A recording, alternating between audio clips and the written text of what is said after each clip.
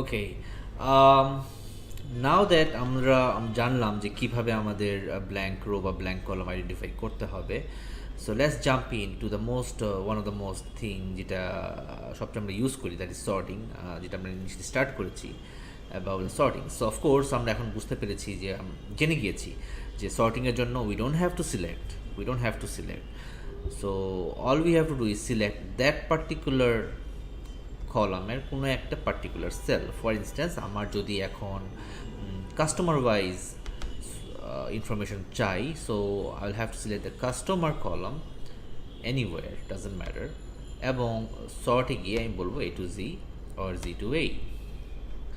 আমার যদি product wise দরকার হয় তাহলে এগেইন আমি বলবো A to Z and Z to A by selecting the product। Same wise আমার যদি ডেট ওয়াইজ চাই, আমি ডেটে এসে ডেট কলামের কোনো এক জায়গাতে এসে সিলেক্ট করবো। Let's select here and give A to Z or Z to A। So 11th of February is the highest date. Fine. Now what if আমার মাল্টিপল সর্টিং দরকার হয়, যে নো ভাই আমি প্রথমে লেটস সে আমি প্রোডাক্ট ওয়াইজ সর্টিং করব, দেন এই প্রোডাক্টের আন্ডারে রিজিয়ন ওয়াইজ, অ্যান্ড দেন ওই রিজিয়নের আন্ডারে কাস্টমার ওয়াইজ ম্যাক্সিমাম মার্জিন কর্তৃক আসছে, এই জিনিসটা দেখতে চাই। সো আমার মাল্টিপল ক্রাইটেরিয়া ওয়াইজ সর্টিং যদি দরকার হয়, এটা হচ্ছে না, বিকজ যে মুহূর্তে আমি কাস্টমার ওয়াইজ সর্টিং করছি আমার এটা ছুটে যাচ্ছে, আবার প্রোডাক্ট ওয়াইজ দিচ্ছি তো সেটা ছুটে যাচ্ছে।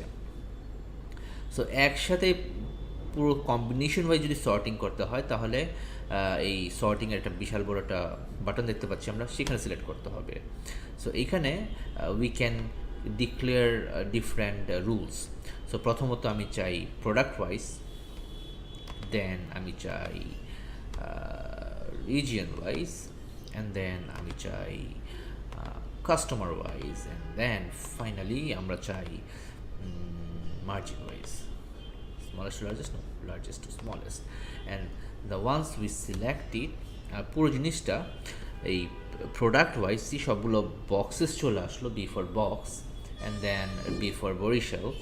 এই বরিশালের আন্ডারে আমার খাওয়া দাওয়া হেলথ কর্পোরেশন অ্যান্ড নাচা দুনিয়া কর্পোরেশন চলে আসলো। Of course they don't have any margin because box হচ্ছে আমাদের loss project, not necessarily lost project, our promotional project.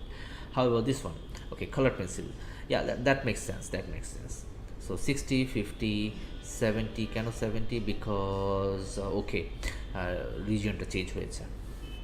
So you have the idea, you got the idea. আমার কাছে সর্টিংটা ভালো লাগতেছে না, আমি আই উড রাদার চাই কাস্টমার ওয়াইজ জিনিসটা করব। That makes more sense. Okay, হ্যাঁ, that makes more sense. Okay, that makes more sense. Fine, excellent. So এর মধ্যে আমি আরও কিছু টুইস্ট আনতে চাই। For example, I want to review a particular informationটা, let's make it red, this one, F4 is the shortcut যদি আপনি last colour ফরম্যাটিংটা চান। সো আপনাকে বারবার এখানে সিলেক্ট করতে হবে না, আমরা টিপস অ্যান্ড ট্রিক্সে সেটা দেখব। সো এখন ডাটা টেপে গিয়ে আমি সর্টিং গিয়ে বলতে চাই যে ভাই সবই ঠিক আছে, বাট আমি চাই যেসব সেলের কালারের ইস্যু আছে, লাইক দিস ওয়ান, ও সবার টপে থাকবে, এবং তারপর তুমি অন্যান্য রুল তোমার ইচ্ছা মতো করো। By the way, I don't like the product, let's delete the product, and okay, fine, okay. So now আমরা দেখতে পাচ্ছি, so first we have the colour stuffs, then the customer wise, region wise revenue information. So there you have it. See you on the next video.